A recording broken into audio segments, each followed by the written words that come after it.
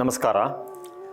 ವಯಸ್ಸಿಗೆ ಬಂದ ಹುಡುಗರಿಗೆ ಬರುವಂತಹ ಒಂದು ಅಪೇಕ್ಷೆ ಏನು ಅಂತಂದರೆ, ಮನೆಯವರು ಅದಕ್ಕೆ ದನಿಗೂಡಿಸಿ ಹೇಳೋವಂಥದ್ದು ಏನು ಅಂತಂದರೆ, ಒಬ್ಬಳು ಅನುರೂಪಳಾದ ಕನ್ಯೆಯನ್ನು ಸಜೆಸ್ಟ್ ಮಾಡಿ, ಯಾರಾದ್ರು ಇದೆ ತಿಳಿಸಿ ಅಂತ ಎಲ್ಲ ಕೇಳುವಂಥದ್ದಿರುತ್ತೆ. ಏನು ಈ ಅನುರೂಪ ಅನ್ನೋ ಪದಕ್ಕೆ ಅರ್ಥ ಏನು ಅನ್ನೋವಂಥದ್ದು ಸ್ವಲ್ಪ ಯೋಚನೆ ಮಾಡಬೇಕಾದ್ದು.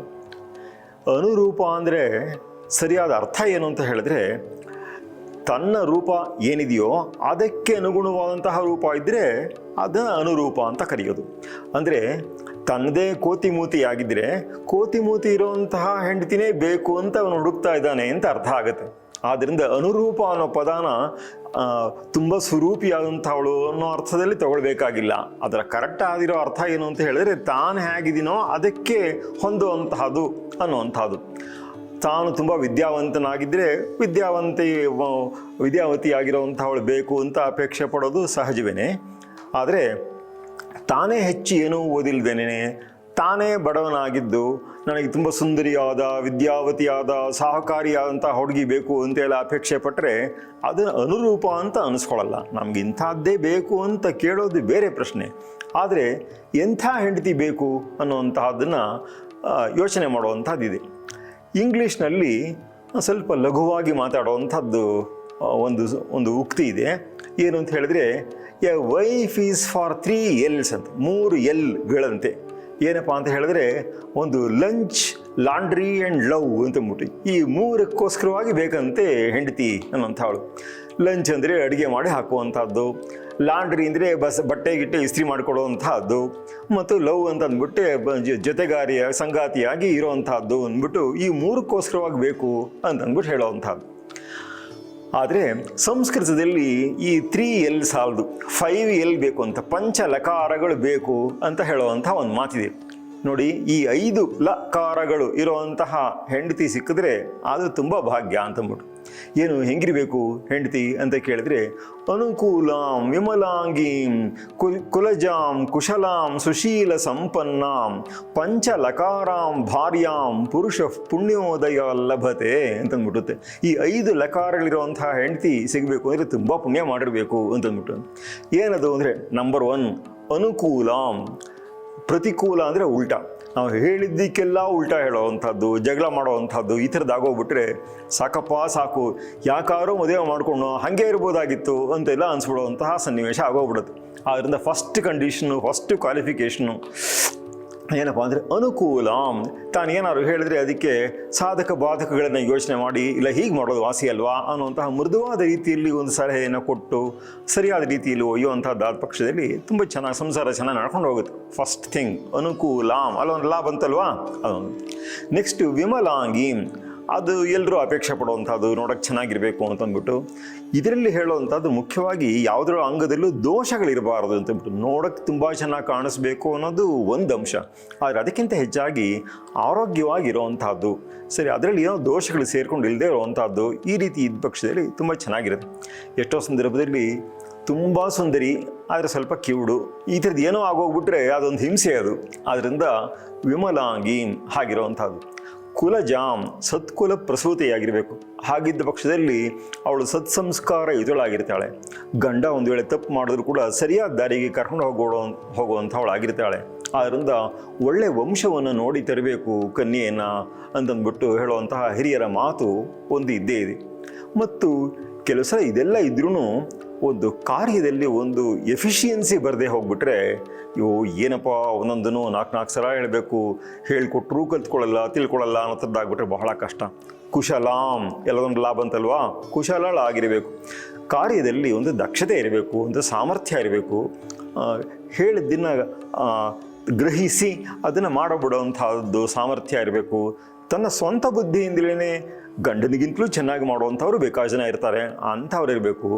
ಮತ್ತು ಕೊನೆಗೆ ಇದೆಲ್ಲ ಇದ್ರೂ ಇನ್ನು ಹಂಗಿಲ್ಲದೆ ಹೋದರೆ ಅಯ್ಯೋ ಅಂತ ಜೀವನವೇ ಕೊರಗಾಗ್ಬಿಡುತ್ತೆ. ಸುಶೀಲ ಸಂಪನ್ನ, ಅವಳು ಸುಶೀಲದಿಂದ ಕೂಡಿರಬೇಕು. ಹಾಗಿದ್ದ ಪಕ್ಷದಲ್ಲಿ ಅಂದ್ರೇನು, ಗಂಡನಿಗೆ ಪ್ರಿಯಳಾಗಿದ್ದು ಗಂಡನಿಗೆ ಹಿತವಾಗಿ ವರ್ತಿಸ್ಕೊಂಡು ಇರುವಂತಹದ್ದು, ತಮಗೆ ಹೆಜ್ಜೆ ಹೆಜ್ಜೆಗೂ ಜೀವನದಲ್ಲಿ ಕಂಪ್ಯಾರಿಸನ್ ಸಿಗ್ತಾನೆ ಇರ್ತಾರೆ, ಅವ್ರಿಗೆ ಇವ್ರಿಗೆ ಹೋಲಿಸ್ಕೊಳ್ಳುವಂಥದ್ದು. ಗಂಡಸರಿಗೆ ಅಯ್ಯೋ ಅವ್ರ ಹೆಂಡತಿ ಎಷ್ಟು ಚೆನ್ನಾಗಿದ್ದಾಳೆ, ಅವ್ರ ಹೆಂಡತಿ ಎಷ್ಟು ಹಿತವಾಗಿದ್ದಾಳೆ, ಎಷ್ಟು ಚೆನ್ನಾಗಿ ಏನೇನೋ ಬೇರೆಯವರಲ್ಲಿ ಗುಣಗಳು ಕಾಣಿಸುತ್ತೆ. ಹಾಗೆಯೇ ಹೆಂಡತಿಗೂ ಆಗ್ಬೋದು, ಅಯ್ಯೋ ಇವ್ರ ಯಜಮಾನರು ಎಷ್ಟು ಚೆನ್ನಾಗಿದ್ದಾರೆ, ಅವ್ರ ಯಜಮಾನರು ಎಷ್ಟು ಒಳ್ಳೆ ಮಾತಾಡ್ತಾರೆ, ಇವರೆಷ್ಟು ಸಹಾಯವಾಗಿದ್ದಾರೆ, ಹೀಗೆಲ್ಲ ಅನಿಸ್ತಾ ಇರ್ಬೋದು. ಆದರೆ ಸುಶೀಲ ಸಂಪನ್ನ ಪ್ರೈಮರಿ ಲಾಯಲ್ಟಿ ಇದು ಇರೋವಂಥದ್ದು ತನ್ನ ಗಂಡನಿಗೇನೆ ಇರೋವಂಥದ್ದು. ಈ ತರಹ 5 ಲಕಾರಗಳಿಂದ ಕೂಡಿರುವಂತಹ ಹೆಂಡತಿ ಇದೆಯಲ್ಲ, ಪಂಚ ಲಕಾರಾಂ ಭಾರ್ಯಾಂ, ಯಾವುದು ಅನುಕೂಲಾಂ ವಿಮಲಾಂಗೀಂ ಕುಲಜಾಂ ಕುಶಲಾಂ ಸುಶೀಲ ಸಂಪನ್ನಾಂ, ಹೀಗಿರುವಂತಹ ಪತ್ನಿಯನ್ನು ಪಡೆಯಬೇಕಾದ್ರೆ ಪುರುಷ ಪುಣ್ಯೋದಯ ಲಭತೆ. ಇದೆಲ್ಲನೂ ಕೂಡ ಸುಲಭಕ್ಕೆ ಸಿಕ್ಬಿಡುವಂಥದ್ದಲ್ಲ, ಮಹಾಪುಣ್ಯದಿಂದ ಸಿಗುವಂಥದ್ದು ಅಂತ. ಈ ಒಂದು ಮಾತನ್ನು ಹೇಳಿದ್ರೆ ಇದರ ರಿವರ್ಸು ಕೂಡ, ಅಂದರೆ ಒಬ್ಬ ಸ್ತ್ರೀಗೆ ಸಿಗಬೇಕಾದಂತಹ ಪುರುಷನಲ್ಲಿಯೂ ಈ ರೀತಿಯಾದಂತಹ ಗುಣಗಳಿರಬೇಕು ಅನ್ನೋದನ್ನು ಅದಕ್ಕೆ ಅರ್ಥಾದ ಆಕ್ಷಿಪ್ತ ಅಂತ ಹೇಳ್ತಾರೆ. ಅಂದರೆ ಹೇಳದೆ ಹೋದ್ರೂ ಅಂಡರ್ಸ್ಟುಡ್ ಅಂತಂದ್ಬಿಟ್ಟು.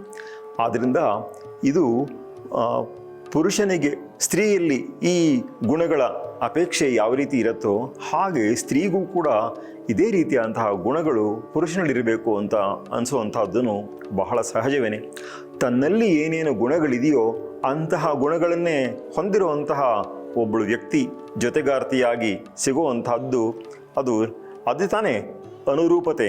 ಅನುರೂಪ್ಯ ಅಂದರೆ ಅದೇನೆ. ಹಾಗೆ ಅನುರೂಪಳಾದಂತಹವಳು ನನಗೆ ದೊರೆಯಬೇಕು ಅಂತಂದರೆ ಇವನಲ್ಲಿರುವಂತಹ ದೋಷಗಳಲ್ಲದೆ ಹೋದರೂ ಗುಣಗಳಾದ್ರೂ ಕೆಲವೆಲ್ಲಾದ್ರೂ ಹೊಂದಿಕೊಂಡು ಹೋಗುವಂಥದ್ದು ಇದ್ದ ಪಕ್ಷದಲ್ಲಿ ಅದು ಚೆನ್ನಾಗಿರುತ್ತೆ ಅನ್ನೋವಂಥದ್ದು. ಸಂಸಾರ ತುಂಬ ಚೆನ್ನಾಗಿ ಆವಾಗ ತೂಗಿಕೊಂಡು ಹೋಗುತ್ತೆ ಅನ್ನೋವಂಥ ಮಾತು.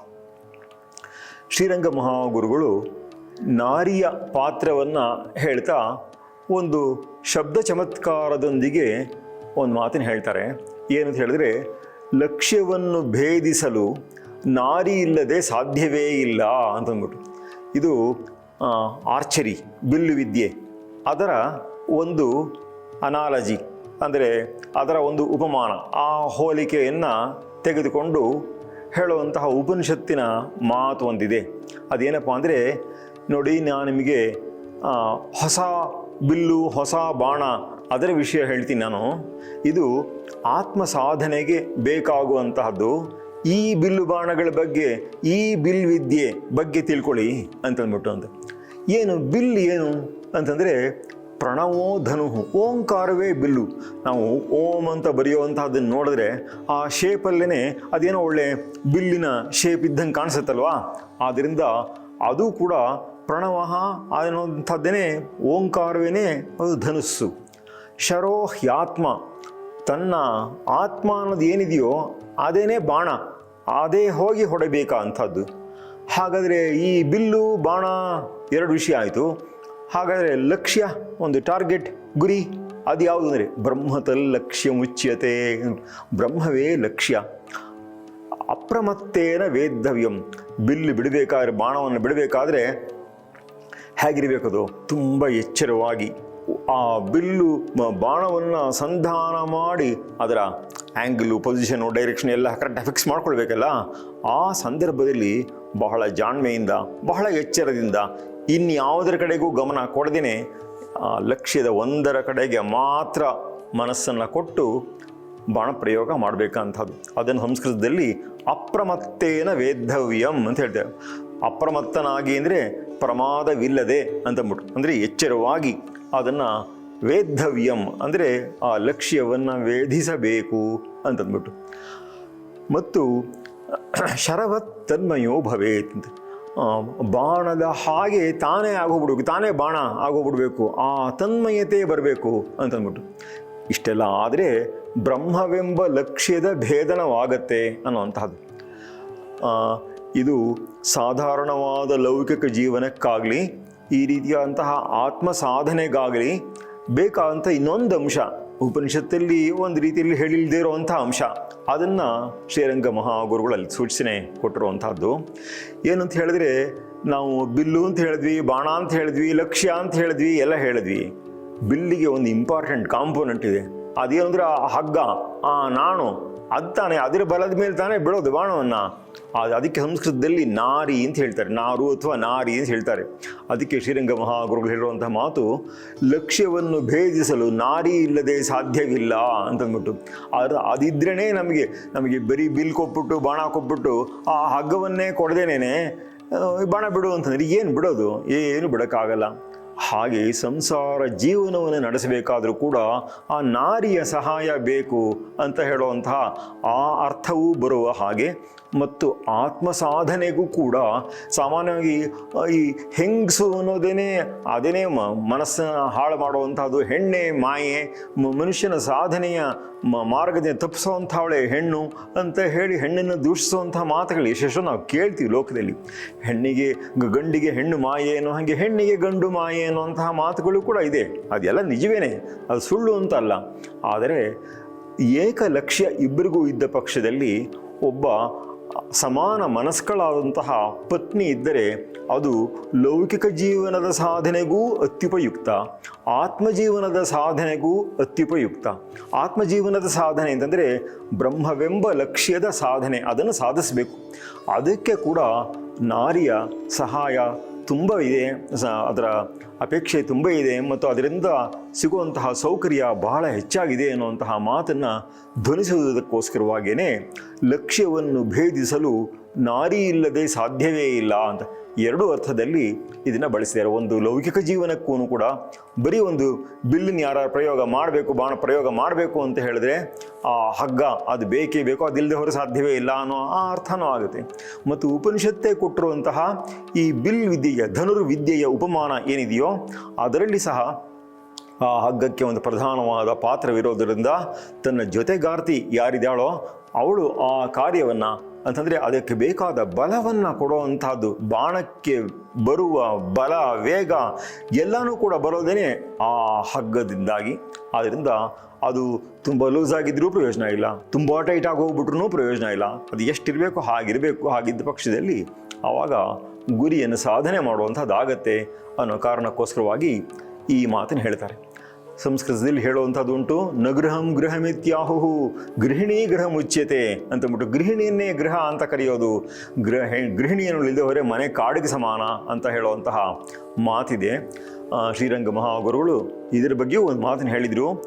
ಗೃಹಿಣಿಯ ಮನೋಧರ್ಮವೇ ಹೆಚ್ಚಾಗಿ ಗೃಹದ ವ್ಯವಸ್ಥೆಯಲ್ಲಿ ಹರಿಯುವುದರಿಂದ ಗೃಹ ಮುಚ್ಯತೆ ಅನ್ನುವಂತಹ ಮಾತು ಬಹಳ ತಕ್ಕುದಾಗಿದೆ. ಗೃಹಿಣಿಯ ಪ್ರತಿಬಿಂಬವೇ ಗೃಹ ಅಂತ ಹೇಳುವಂಥದ್ದು. ಗೃಹಿಣಿಯ ಪಾತ್ರ ಇಷ್ಟು ಹಿರಿದಾದದ್ದು. ನಮಸ್ಕಾರ.